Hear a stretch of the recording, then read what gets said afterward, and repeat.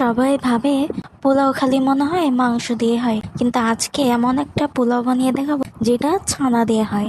এই রেসিপিটার নাম হচ্ছে ছানার পোলাও।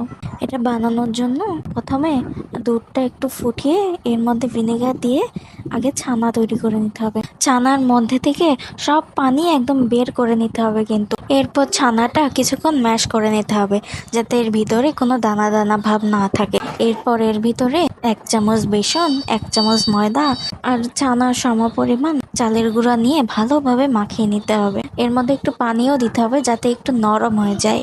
এরকম একটা ডো তৈরি করে ডো থেকে কিছু অংশ ভেঙে নিয়ে এর মধ্যে বেকিং সোডা অ্যাড করব।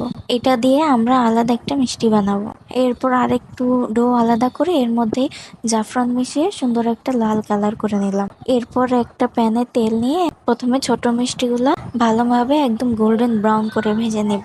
গোল্ডেন ব্রাউন করে ভাজা হয়ে গেলে এটা একটা সাইডে রেখে এরপর বাকি যে ডোটা আছে ওটা একটা ফুড গ্রেটার দিয়ে ডোটা এভাবে করে নিব, তাহলে একদম ছোট ছোট দানা বের হয়ে আসবে। এটাকে ভালো মতো তেলের মধ্যে ক্রিস্পি করে ভেজে নিতে হবে। এরপর সাইডে রেখে চিনি শিরা বানাবো। শিরার মধ্যে যতটুকু চিনি ততটুকু পানি।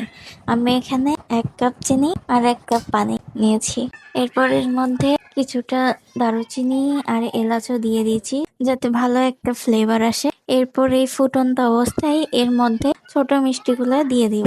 এটাকে 4 থেকে 5 মিনিট ভালো মতো ফুটিয়ে নিতে হবে। কিছুক্ষণ পর দেখবে একদম এটা নরম হয়ে যাবে। কিছুক্ষণ ঢেকে রেখে একটু ঠান্ডা হলে এর মধ্যে ছানার পোলাওগুলো দিয়ে দিব। ছানার পোলাওগুলো দিয়ে একটু নেড়ে চেড়ে এটাকে 2 থেকে 3 ঘন্টার জন্য রেখে দিতে হবে। 2 থেকে 3 ঘন্টা রেখে দিলে সব শিরাটা টেনে নিবে। শিরাগুলা টেনে নিলে আমাদের দারুণ স্বাদের ছানার পোলাও তৈরি হয়ে গেল।